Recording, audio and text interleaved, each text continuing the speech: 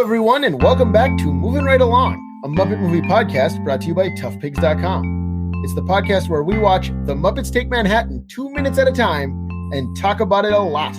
I'm your host, Anthony Strand. And I'm your other host, Ryan Rowe. And joining us today, we have a first-time guest. We are very excited to welcome her. First-time guest, tell our listeners who you are. I am Kirstin Thode, longtime listener, and so excited and waiting for this record for like over a year now. Yeah, because we were Twitter buddies, and then I abandoned Twitter when the pandemic hit. But then you emailed us, and you were just like, well, it actually was very sweet because you like checked in on my mental health in the email, which I appreciate. But asking if you could come on, and I'm so glad you did because it's so nice to catch up with you. It is so nice to finally see you guys and have faces to the voices that I listen to like every week. Oh, yeah. I'm always curious if we look like what people think we look like hearing us in audio form. Well, I knew Anthony from his, back in the day when he had Twitter. Right. So I knew what he looked like, but I your icon is not you. So I had no idea. I'm not disappointed. Oh, good. Oh, good. I've probably said this before, but sometimes, you just never know. I still can't believe that Robert Krulwich, the former host of Radiolab, does not have a beard. Listening to that show, I always pictured him with a beard, and when I saw a picture of him, it was like, wait, no, that can't be what he looks like. That's funny. Yeah. But anyways, Kirstin, we are thrilled to have you join us for minutes 89 and 90 of The Muppets Take Manhattan. We are getting very close to the end. And in these minutes, Kermit and Piggy say their vows and get married. That's pretty much it. That's kind of all that happens. Yeah. We can nitpick it as usual, but Yeah, it's surprisingly straightforward compared to the last few, which were the last few episodes we've recorded have been like a million characters getting one line each. That's true. In Manhattan Melodies, and then the song leading up to this. In the church, yeah. So what we do start with, though, is a wide shot of everyone who's in attendance at the wedding, which we saw this briefly last week, but here we get a longer look at them. There's a seating chart on Muppet Wiki, which we will link to in the show notes. So I don't think we want to go through everybody one by one and point out all of the Muppets, but I do just want us to talk about who our favorites are, who we're happy to see. And I want to start with Traveling Matt is there. I just think it's such a thrill that they respect the sanctity of Fraggle Rock that much that they don't have Gobo and Red and Moki, there, who wouldn't be in outer space. Right, because Traveling Matt is the only one who ventures out into outer space and interacts with people and silly creatures. It makes this movie really canon. Right, yeah, it's that's the thing. It feels like he probably wrote a postcard to Gobo about this strange Broadway show he was in that turned into a real life wedding. And sitting with bears, interestingly. Yeah, it's funny that they show. I guess I had remembered that he was a little bit more prominently featured. He doesn't really get a close up, does he? Technically he does near the very end, and I don't know if we'll get to that. Oh, okay. I mean, we'll get to it. Yeah, he is sitting in the front row, I guess, so maybe that's to make him a little bit more prominent that way, just so anyone who was like, wait a minute, there's no Fraggles here. Nope, there he is, right in the front row. Yeah, I'll say it near the end, what I noticed about him at the very end of the 2 minutes. Okay, I can't wait. Yeah, cool. I can't wait for you to send us a postcard about what you noticed about Traveling Matt. But who else? Who else are we happy to see here? For me, also the Kuzbanians. For sure, yes. Yeah. They came all the way from another planet to attend right. Piggy's wedding. I can see Lunch Encounter Monster. He's just one of those monsters from the Muppet Show and various other things that I've always liked his design. Fun to see him there. And then I don't know if we mentioned last week that various members of the Jug Band from the Muppet Show are there. So it's nice to see them. And the Snots are sitting separately. I don't know what happened. Did we have a falling out? Or they're not sitting by one another? No, they're not. They're sitting separately. Oh wow! I see. One of them is right behind the chickens. Where's the other one? One's closer to the aisle. Huh. Yeah, I'll have to go back and look again. I'm not seeing the other one in the clip. Yeah, they're kind of on opposite ends, and I could pull it up myself. All right, so I'm looking at it now. One of them is by Menomina, which makes it seem like one of them got Menomina in the divorce. Like, yeah, one of them is near the aisle. It's like right in front of Bobby Benson's babies. That is very interesting. Somebody must have noticed the director, Frank Oz, or a puppet captain or somebody, and didn't make an effort to put them next to each other. So, right, Frank Oz, who played them both, in the classic sketch. Yes. So maybe he was just like, you hear the stories about how Frank is tired of Pig Puppet. maybe he was really tired of Snouth Puppet. And he might have just thought it was them funny. To be a duo. Yeah. And I don't know also because the original Snouth Puppet didn't have arms that you could move, so they were shaking about. So dangling. Maybe they made it so that they could actually move better. So they needed to be separate so that somebody could operate the arms. I don't know. I can zoom in close enough to see if there's arm movement on them. Right. They need to put this movie out on Blu-ray so we can. Well, yeah, it is on Blu-ray. I don't own the Blu-ray, and that's not. I didn't know it was out. Needless to say, that's not the version we're watching. But we'll have to look at a higher resolution version. Yeah, we own it on Blu-ray. It came in a 2-pack with Treasure Island. I don't know if they sell it separately. Huh? Oh no, that's Caper. That's Caper. You're right. Yeah. Oh yeah. Because I was going to say if it was a 2-pack, it would be with Muppets from Space because those are the 2 Sony ones. It's true. But I'm just very curious with the Sony deal if they're going to get them back. I sure hope so. Wouldn't it be nice to go to Disney Plus, pull up the Muppets and get all 8 movies? Yes, absolutely. Right. This is let them run. The deal that Disney made with Sony for the streaming rights to the Spider-Man movies and various other things. So we're just hoping that maybe those Muppet movies will be included. Yeah. Right. Yeah. Yeah. I feel like it was the Spider-Mans and like I'm sure they want Jumanji, right? I feel because those movies are very successful. I feel like that feels like prime Disney Plus material. It feels like something that Disney could have made themselves, I guess. Yeah. But what else happens in this movie that Sony owns? So we see. Well, are there any other background characters here that we want to talk about? Well, the only other note I wanted to mention about this shot is that they're doing a great job with so many puppets and so many puppeteers. They're doing a great job of everybody swaying left and right in the same. Generally at the same time. It's very synchronized. So good for them. Yeah. Mm-hmm. Yeah. So then the next thing that we do see is Kermit and Piggy up at the altar. And it's this gorgeous shot of them shot from behind. Yeah. The front of the church is this bright light, just like the light of heaven shining upon them. I don't know if almost. we've mentioned it, but I love the design of the church where just everything is white and the colorful Muppets just really kind of pop and stand out against this just beautiful white backdrop of everything. And then that train of hers. I mean, it goes on forever. So much we don't even see it. The continuity error, but it's gorgeous in this shot and sets up these unrealistic expectations for marriage and weddings. It's an early age for me. I guess you could get a super long train for your wedding dress. It just probably costs a lot. It'd be very expensive. Yeah. And with all those Muppets, pretty dirty, I would imagine. Oh yeah. Also, the Piggy's wedding dress from this movie, we should mention, is on display at the Museum of the Moving Image in Queens, New York, in their Jim Henson exhibition. It is on a Piggy puppet, but I don't think it's the same Piggy puppet, but it's a real Piggy puppet wearing this exact wedding dress. So that's a cool thing to go look for. Yeah. Neat. Yes. So then Piggy sings one line while they are up there. Piggy sings, "I only know he'll make me happy. That's all I need to know." I can't sing, but that's what she says. And then Kermit and Piggy turn.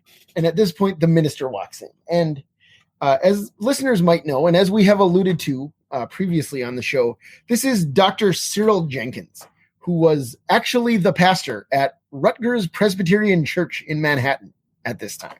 Wow. And so what Muppet Wiki says is that Frank Oz noted at the time that he cast Dr. Jenkins for authenticity. So as Ryan asked in an earlier episode, does this mean Jim Henson and Frank Oz are legally married? Right.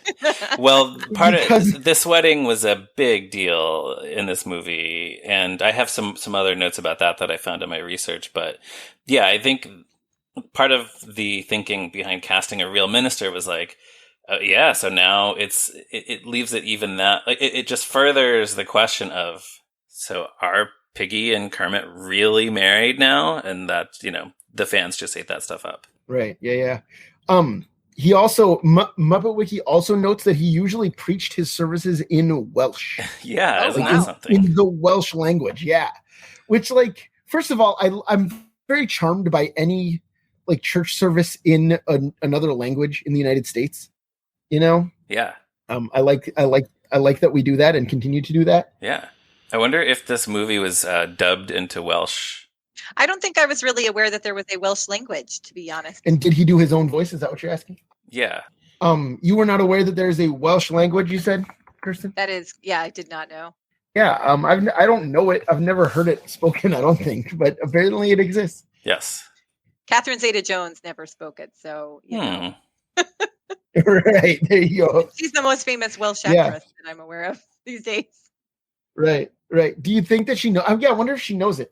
Like, I wonder if she can sing I Can't Do It Alone in Welsh.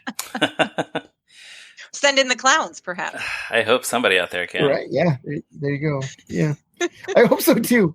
But anyways, we do, before the pastor can say anything in English or Welsh or any other language, Kermit turns to Piggy and says, I thought Gonzo was going to play the minister. And Piggy does that thing that she does. And that's enough right there for us to get it. They don't insult our intelligence by having Piggy say, like, oh no, this is a real live minister. Like we get it right away from that.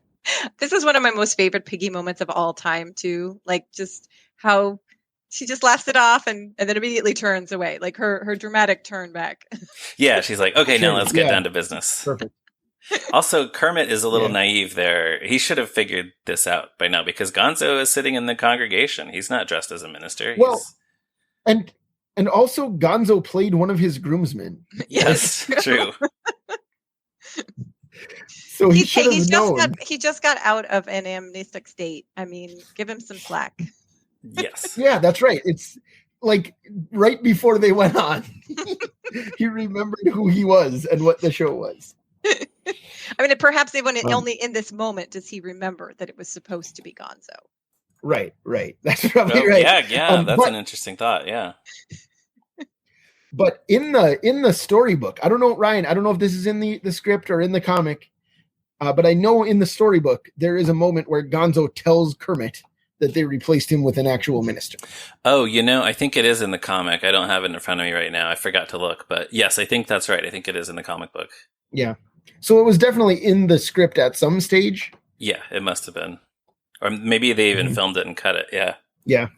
But like we said, we don't need it. So right, yeah. If they cut it, it makes sense. I do wish, I might be wrong, there might be something out there. In my research on this, I have never seen an interview with Cyril Jenkins.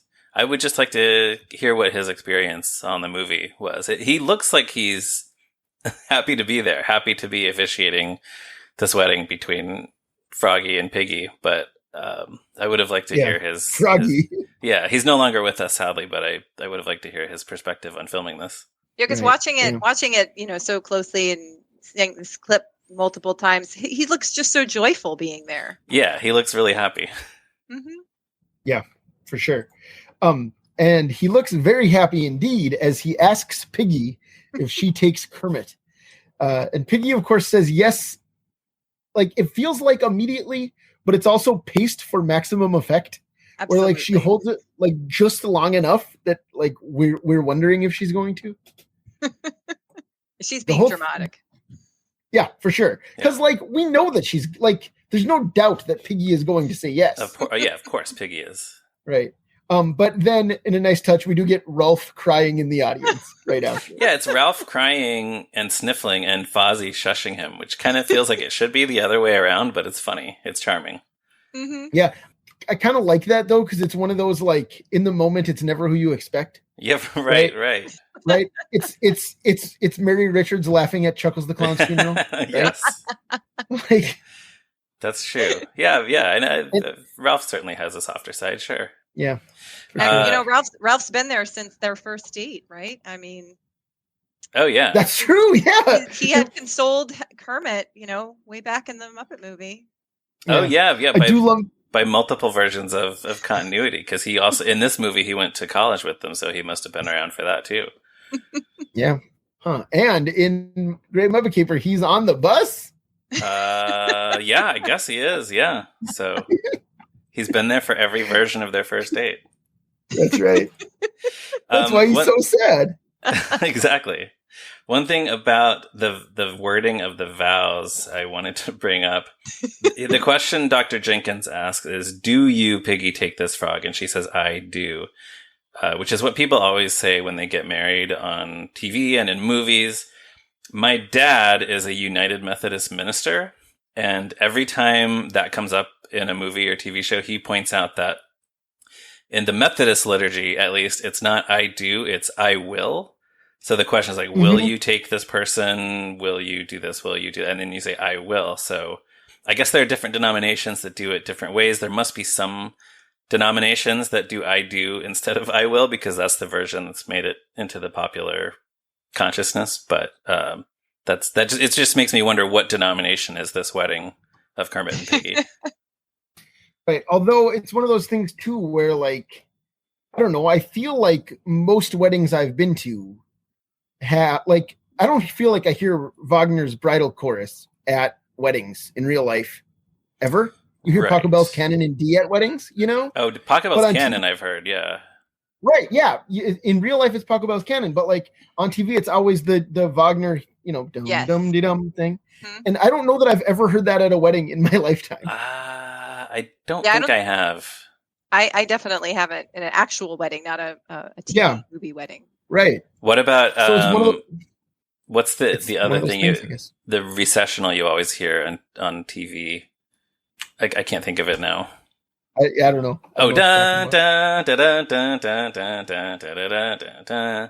Like I don't think I've heard that at a real life wedding either. I think that played at my wedding actually. Oh, nice. Oh, is that right? Yeah, my grandfather is a Lutheran minister, was retired now, and he actually married us. And I don't remember if we said I do or I will. Okay. But I do distinctly remember that he's very traditional, and I wanted this song playing when I walked down the aisle or at some point during the ceremony, and he declined. He said that no way. Would he allow that to play during the actual ceremony? You wanted which song? He'll Make Me Happy. Oh, that's too bad. So we played it at the cake cutting. Oh, good. You got it in there. Yeah. And they were on there. That were our cake topper was Kermit and Piggy. Oh, aww. Yeah. Nice. My cake topper was Gonzo and Camilla. So. Mine was Amy Pond and Rory from Doctor Who. Oh, is that right?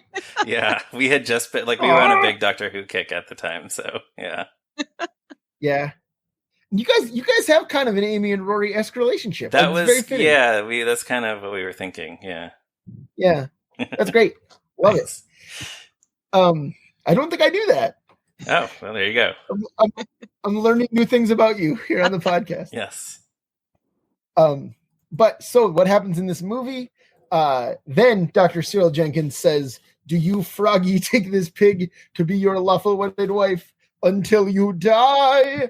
Which, until you die, feels like twisting the knife. It's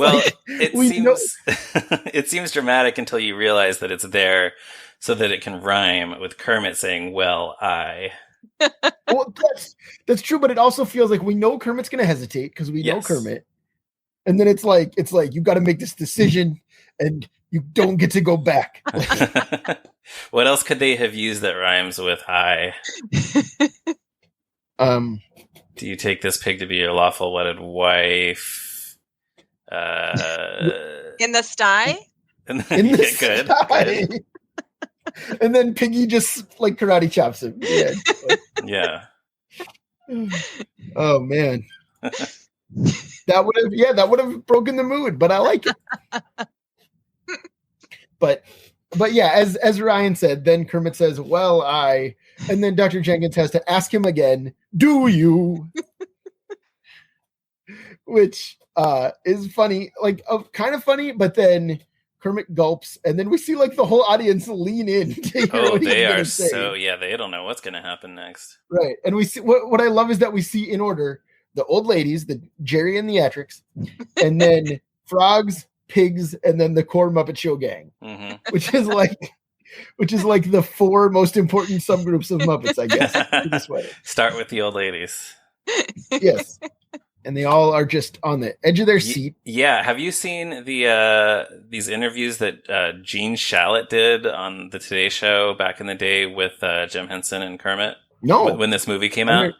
They're on YouTube. I'll link to them in the show notes. They're fun interviews.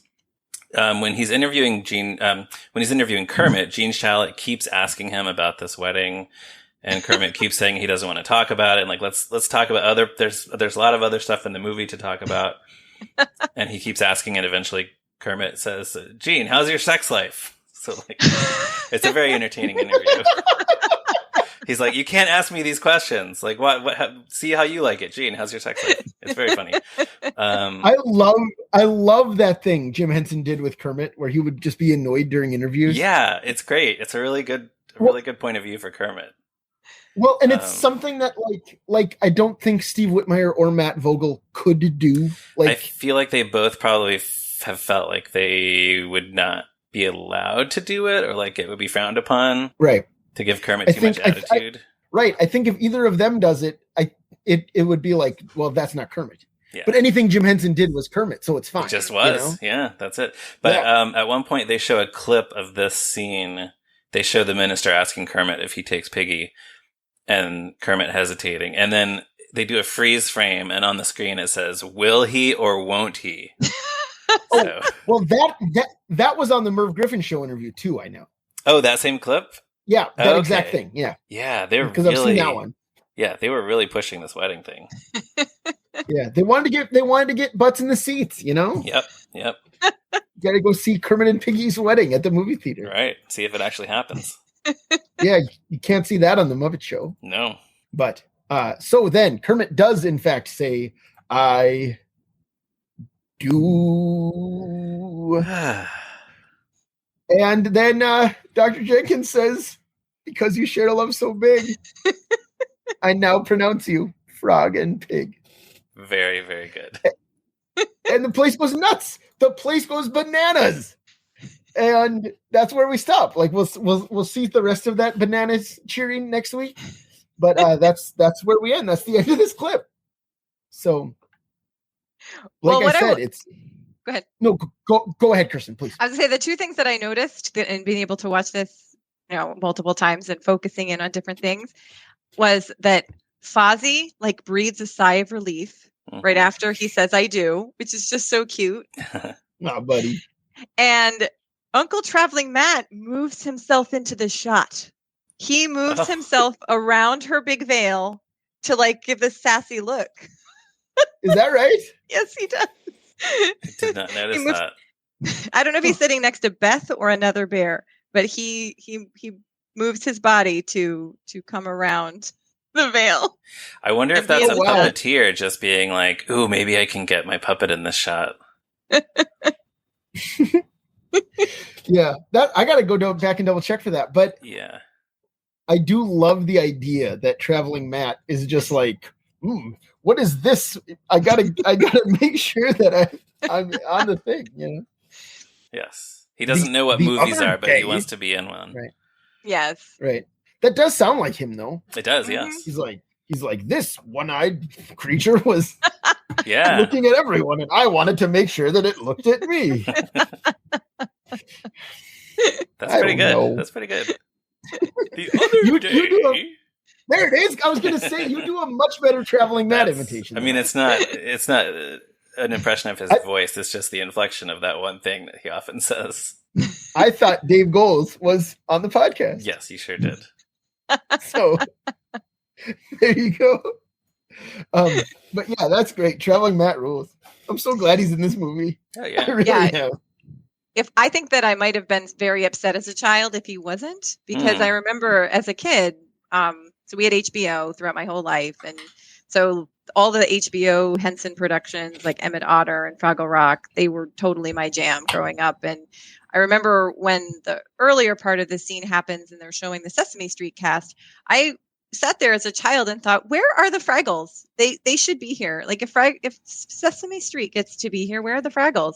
And so I was very excited that Uncle Traveling Matt was on brand in the audience, but still a little bit better that the rest of the Fraggles were not invited to the wedding. Yeah. So, well, this is a little off topic, I guess, but how did you feel when they met Kermit and Robin in Muppet Family Christmas then?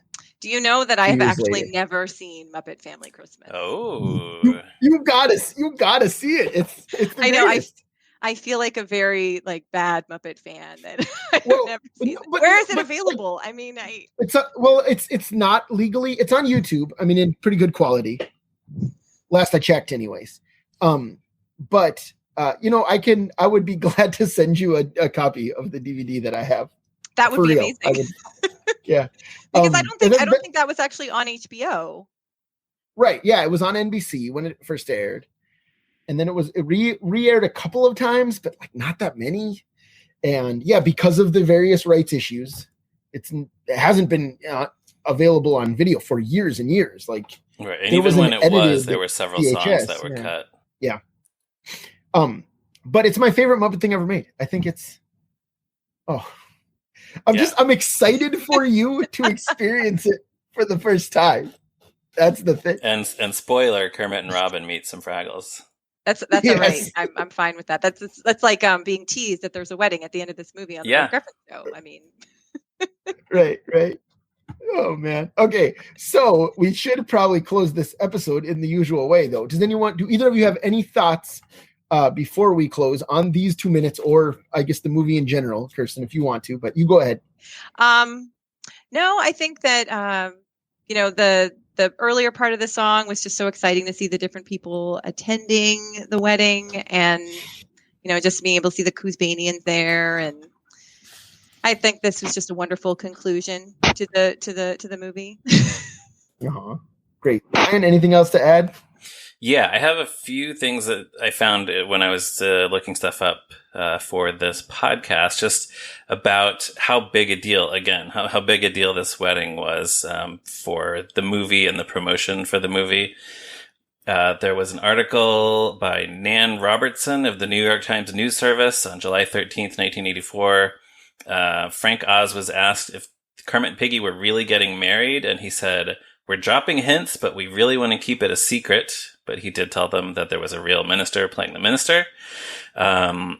Many months before that, months before the movie came out, the syndicated columnist Liz Smith, who was a gossip columnist, wrote a column where she reported that she had heard from a source that Kermit and Piggy were getting married in their next movie.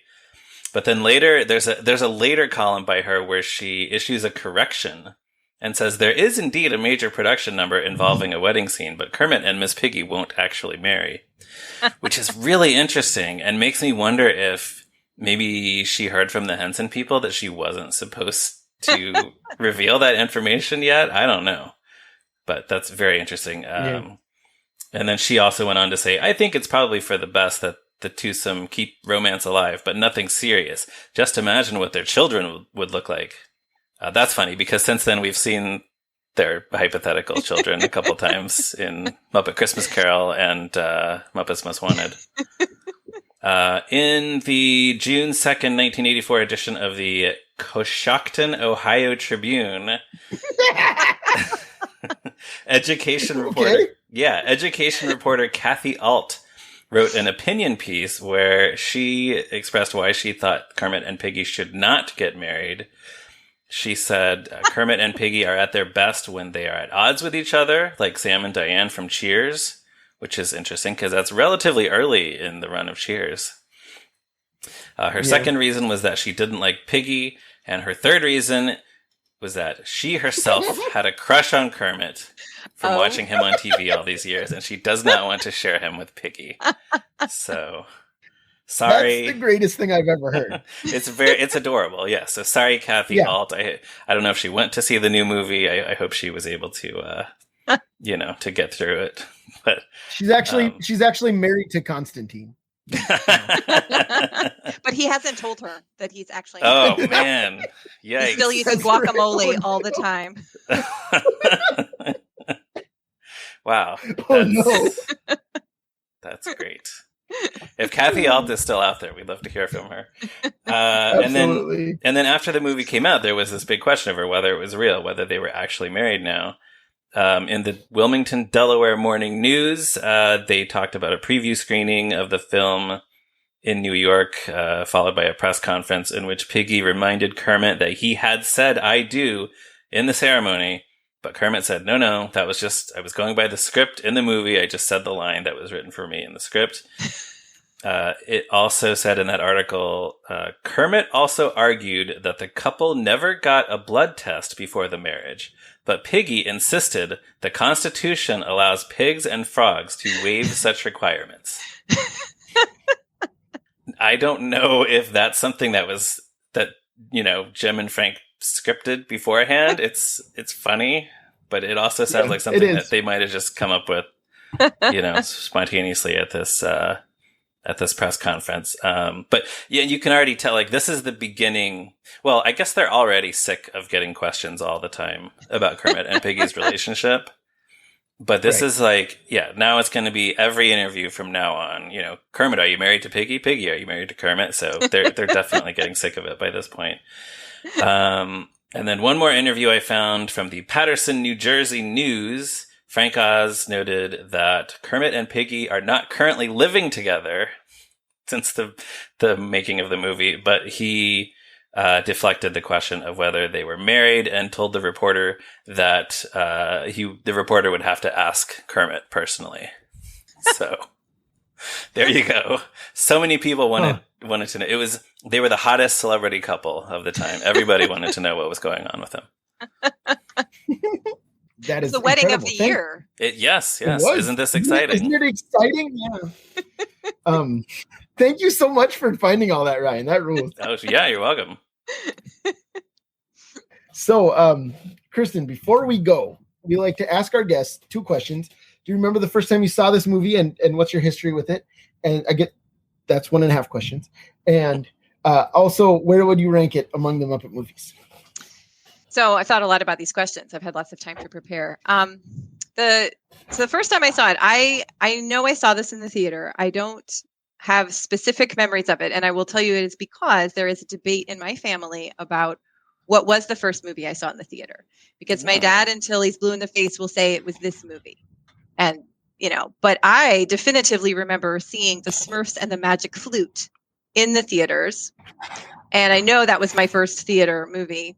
And he, says he has no recollection of that. Did that come out around the same time? That came out in 1983. Oh, okay. So if I saw it in the theater, it had to have been before this one. It would have been earlier, yeah. Mm-hmm. But yeah, I definitely saw this one in the theater. This was the first Muppet movie I saw in the theater, and then of course all the funny thing is that I never saw the way that I saw the Muppet movie originally was we had a off CBS Betamax recording. And there were commercials in it. And so I had to fast forward through the commercials every time. And around that time that it was on TV, there were these awful action figures that looked like bugs. And I cannot remember them. A few years ago, somebody that I followed on Twitter was like, do you remember these toys? And yeah, I remember them specifically because there was a commercial for them at every commercial break on our recording of the Muppet movie. They weren't army ants, were they? No, they were like that was I think that they used insectoid or something in the name. And it was back in the day with the toy commercials in the 80s were just the best. That was like a golden age for action figures. Mm-hmm. Yeah, big time. Yeah. So I'll look it up later and I'm going to figure it out, but I'll let you guys know. Was it Sectars? It 1985? It might have been. It's just like a man with antennae coming out of his head. Does that look right?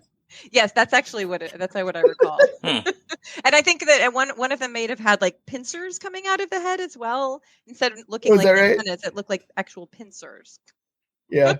So they were like half human, half insect warriors.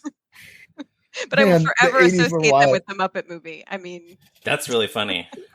I love that. That's great. Like when I see Charlie Brown Christmas, I'm always expecting to hear brought to you by York Peppermint Patty, because that's the version that I had taped off TV had like several commercials for York Peppermint Patty, because that was the sponsor of that broadcast.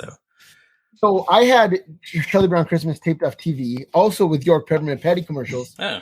But I wonder if we had the same year. 1987 is what I had, and I know that because there was an ad for this week's episode of Kate and Allie and Frank's Place. And I remember two things, which is Jane Curtin putting her head through a wreath and saying only $29.95, and wow. the like old cook character from Frank's Place like looking very grumpy and saying, "I'm Santa Claus." And when I was a kid, I thought that was an episode about a guy who was actually Santa Claus. And I really wanted to see it. Yeah. Wow. So do you remember those? Maybe you had you're a few years old. Maybe yours was earlier too. Yeah, I don't think that's the one, but it's possible my parents still have that VHS tape, so I could go looking for it. Yeah. Yeah, I think my parents still have the Betamax tapes, but we don't have a Betamax player anymore. Maybe they threw them out. I don't know, but they were on the top shelf. Never Ending Story was another one of them. Oh yeah, we had that taped off somewhere too. Yeah.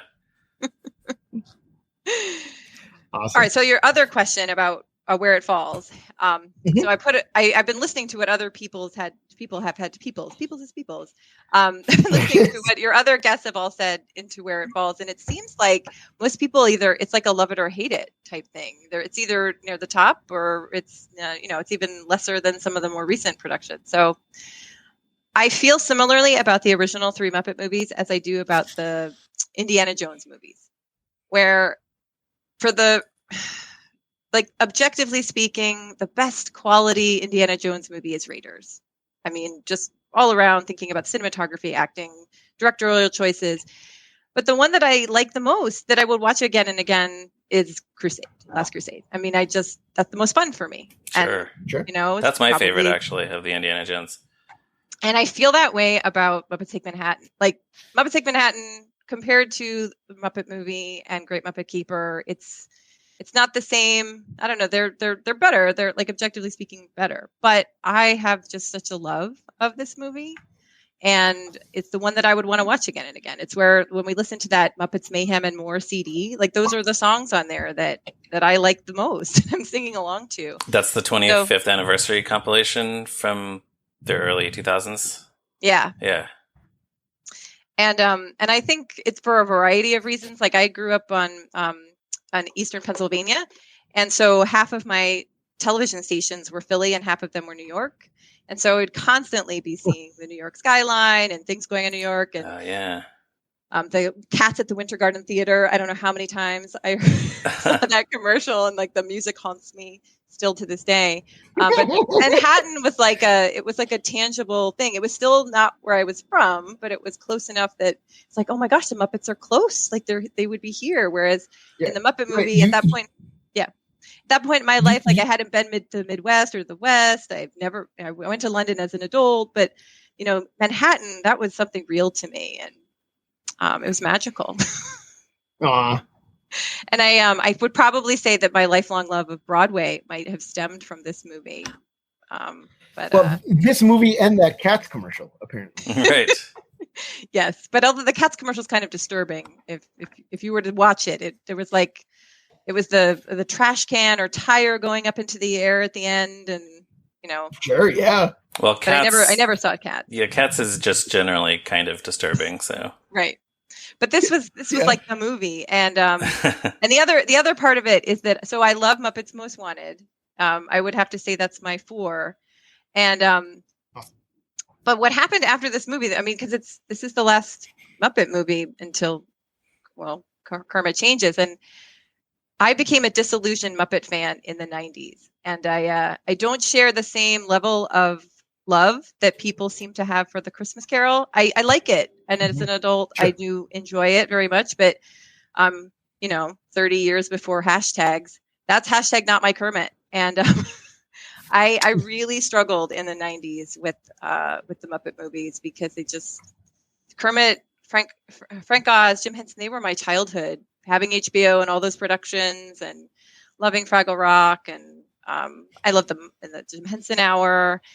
I mean, to not to get too maudlin, but I vividly remember sitting in the waiting room for my orthodontist appointment and seeing the Time magazine with Kermit hugging the director's chair.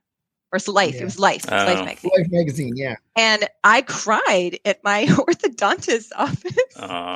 And for me, that was like the end of an era. And I really did struggle for a long time with Muppet Productions after that because it wasn't the same. Jim Henson wasn't involved, and it took me a while to come back into the fold of the Muppet community. Sure. But I did eventually. It was actually the Palisades action figures that brought me back. Ooh. No kidding. That's great. I love that.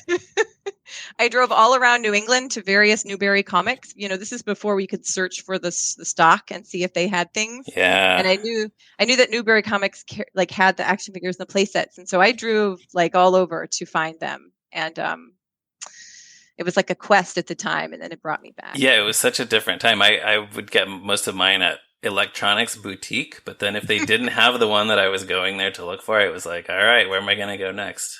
Mm-hmm. Mm-hmm. Yeah. Yeah, Newberry Comics and Target was where I got mine. Mm. Oh, is that right? Mm-hmm. I bought only 3, and I bought them all at Suncoast Video. Awesome. And it was Statler, Waldorf, and the Newsman. That's an eclectic mix. Why did you decide to get the Newsman? Well, so as I may have mentioned on this show before, you probably have. I was the most popular columnist in my local newspaper when I was in high school. Right. The old people loved to read my humor column. Right. You're not talking about a high school newspaper. You're talking about a local newspaper that everyone in town read, and you were the columnist. Right. Yes. This was when I was in high school in my very small town of 750 people. You were the Kathy Alt of your town. I was the Kathy Alt like of my Kathy town. Alt in Coshocton, Ohio. Right, but I was syndicated. I was in the county paper out of Mayville, North Dakota, too. I was in 2 papers. That's great. Yeah.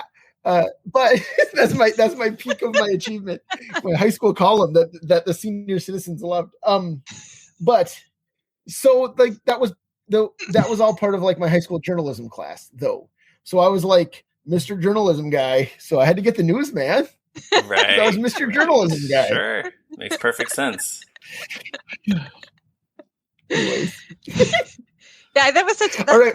People don't understand that these days. It's so easy to buy things off of eBay. I mean, there was eBay back then, but I mean, it wasn't the same. Like, it was so exciting when I would Newberry Comics, or maybe it was Suncoast. I have the variant of Marvin Suggs and the Muppaphone in his silver outfit, and I felt like, nice. Wow, I've got that variant. Like, that's good. And so it really, it's my shelf. I'm looking at it right now. Invigorated my love of the Muppets. And and I recently, by the way, got Janice. She was the one member that I wanted, and I broke down and I got her off. See, I was missing Lips for a while, and now the only one that I ever wanted that I don't have still is Pops, but someday I'll get Pops. I have faith that you will. Yes. You can find it on eBay. Yeah. Yeah. Sometimes they're very expensive, but I'll get there. Yeah, I guess as long as you're talking about it, I should say that I do have a few more now because our friend David Buchema gave me some that he didn't want, which was Steppin' Out Fozzie and Invisible Beaker. And these are like your kids play with these, right? My kids play with them. Yeah, my kids play with all those. Newsman. My Newsman doesn't have glasses anymore. Oh, he can't even read the news. Oh, he wears contacts. He can still see. Right. I hope so. Does he have eyeballs? The newsman has little squinty eyeballs. Oh, he has like he has like prominent eyelids with like tiny little eyeballs. In the first season of the Muppet Show, aren't there a few where he's not wearing the glasses and he just has the squinty eyes? Yeah. So that's what I have. Season 1. Yes. So hardcore that I have a season 1. All my. I should get Palisades. Droop, Hilda, Mildred, George the janitor. Is there a George? There is George, right? No, there was no George the janitor action figure. No, I wish. There was Beauregard. Yes, I have Beauregard. Right. They could have made Beauregard, and he could have come with the same mop. But I mean, they could have made George. Come with the same mop that Beauregard came with. I always like to imagine that George retired or died, and that's when Beauregard took over, because they never say that, but it sure feels like that's the case. Yeah, well, I think we can say he retired, because then he still shows up, like the puppet of George still shows up in the background and a few sketches and musical numbers. That's right. He's in Muppet Christmas Carol. Yes, wearing a wig, right? He's wearing a wig, and he has a line, and it's Frank, basically sounding like George the janitor. Yeah. But I guess we should probably go ahead, please. Okay. Beauregard's one of my favorite characters, and so when I found him, I remember as the Palisades action figure was like the jewel of my collection at the time. I imagined Beauregard just so desperately wanted to be part of the show that like George dropped the mop, and Beauregard was just there, and he picked it up, and then nobody hired him. He didn't really he's not officially employed. He just wanted to be there, and this is why he's like still there when they show up in the Muppets 2011. Yeah, which is such a great joke. Man, that's a good joke. That's the best. My daughter's birthday is actually the opening day of the Muppets. So. Oh wow. Wow. Same year and everything. Same year and everything. You'll never forget the release date. I'll never forget the release date, because that's great. Birthday. Oh man, I love it. And Most Wanted was the first movie we took her to. Aww. That's great. So I hope she remembers that. Maybe she'll be doing this podcast, years and years down the line with Muppets Most Wanted. And yes. Talk about that. Well, she knows it's not a Smurfs movie, at least. So. Yeah. So have her as a guest when that comes out. Years. Oh yeah. Right. Although Smurfs: The Lost Village is what, 2017? Possible. All right. Anyways, we should probably end the show. So okay. Kirstin, it has been a delight to have you here. But that's it for today. So listeners, please check out toughpigs.com on the internet, Facebook, Twitter. We're all over the place. We have a Patreon now, so you can support us there if you feel so moved to do. Please do. And of course, you can always email us your thoughts about 1980s action figure commercials or anything else at movingrightalong@toughpigs.com. Thank you to Stacy Rosen for writing our theme music, and to Morgan Davy for designing our logo. You can follow Ryan on Twitter at @MeRyanRowe, and on Letterboxd, you can follow Ryan at @MoviesAreNeat. You can follow me on Letterboxd at @ZeppoMarxist. All right, Kirstin, where, if anywhere, can our listeners find you and your work online? So my friend and I, who lives in Canada, we have a shared Instagram account called Rocket Hates, and it's kind of a Uncle Traveling Matt-esque account where it's a little action figure of Rocket Raccoon, and he goes on adventures, and he's like a disgruntled version of Uncle Traveling Matt, because he has a very sour expression, and so it's about taking him places and finding things that he hates. Aww, but I have a lot of Muppets action figures, so you'll notice like things will pop up, and our most popular post ever was with the Swedish chef. Aww. Yeah, I'm looking at it now. I see you have him with Funko Pop Jim Henson in front of the Storyteller soundtrack. So that's great. But the chef one is I'm quite fond of the chef one. Yeah, great, wonderful. All right, and thank you so much for joining us. Thank you so much for having me. What a thrill. And listeners, if you are so inclined, give us a positive review on iTunes and tell all of the guests at your wedding to listen to Moving Right Along. We'll be back next week with another episode. Goodbye. I do.